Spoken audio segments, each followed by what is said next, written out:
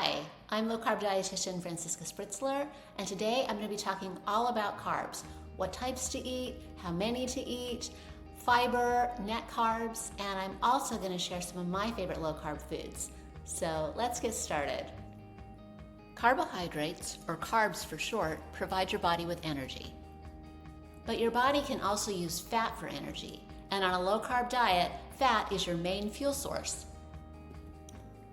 The three types of carbs are starches, sugars, and fiber. Examples of starches include bread, potatoes, rice, and pasta.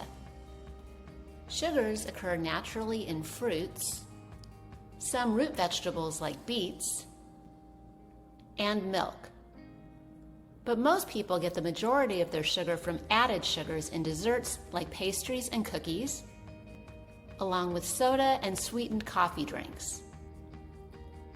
Added sugars are also found in ketchup, salad dressing, and other condiments, along with many processed foods. Food manufacturers typically add white sugar or high fructose corn syrup to their products. But they sometimes use honey, molasses, coconut sugar, date sugar, or other natural sugars that are considered healthier. But sugar is sugar, and your body processes all of it very similarly. Starches and the sugars found in food are too big for your body to absorb. So after you eat carbs, your body produces enzymes that break down the starches and sugars into individual sugar units that can be absorbed. One of these single sugar units is glucose, which causes your blood sugar to rise after it is absorbed. So starches and sugars are known as digestible carbs for this reason. By contrast, fiber isn't digested and absorbed because your body lacks the enzymes needed to break it down. Instead, fiber passes through your digestive tract until it reaches your colon, where it is either fermented by bacteria or eliminated, depending on the type. Insoluble fiber adds bulk to your bowel movements and can make them easier to pass. Soluble fiber is fermented into short-chain fatty acids that nourish your colon.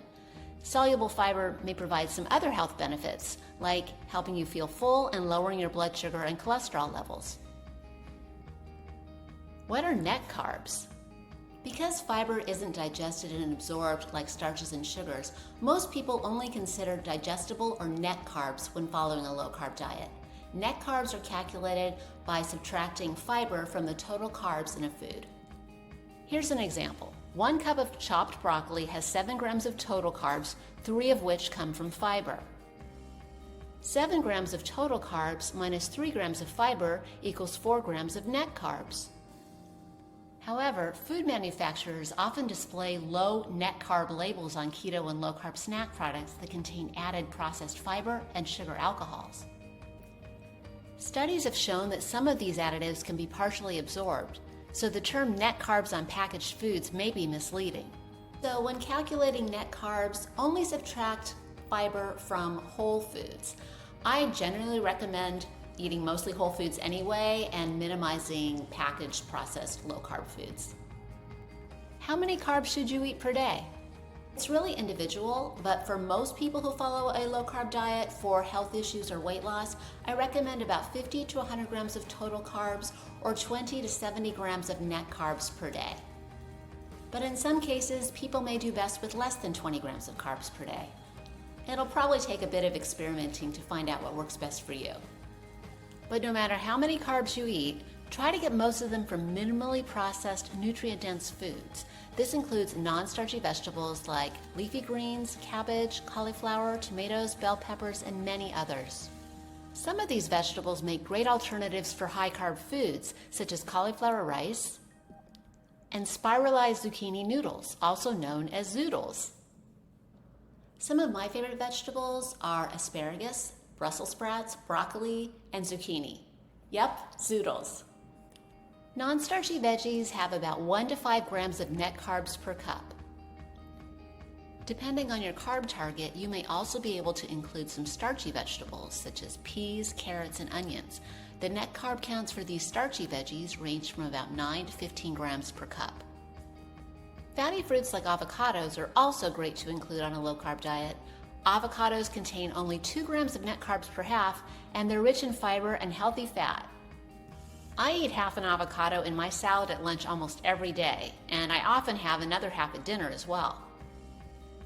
Plain Greek yogurt and cottage cheese are high in protein and contain about 7 to 10 grams of net carbs per cup. I'm saying net carbs here for consistency, but since fiber is only found in plant foods, the total carbs and net carbs in dairy products are the same. Nuts make a good portable low-carb snack and can also be used in salads or mixed into Greek yogurt or cottage cheese. Most types have about 1 to 3 grams of net carbs per quarter cup. The exceptions are pistachios, which have about 5 grams of net carbs per quarter cup,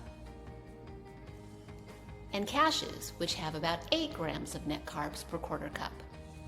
My favorite nuts are hazelnuts, and pecans are a close second, but I really love all types of nuts. Berries have more fiber and less sugar than most other fruits, so feel free to enjoy them in modest amounts. Blackberries, raspberries, and strawberries contain about 6 to 8 grams of net carbs per cup. Blueberries are a bit higher in net carbs, about 12 grams per cup. I don't really have a favorite berry. I love them all equally. You can also use lemons in cooking or to flavor your beverages. A quarter cup of lemon sections only has about 3 grams of net carbs. So although you may sometimes want to eat a no-carb meal, combining slow-digesting carbs with plenty of protein and some fat is a great way to go low-carb for the long term. So what are your favorite vegetables, nuts, and low-sugar fruits? Let me know in the comments. And if you enjoyed this video, please like, subscribe, and share. Thanks so much, and I'll see you soon.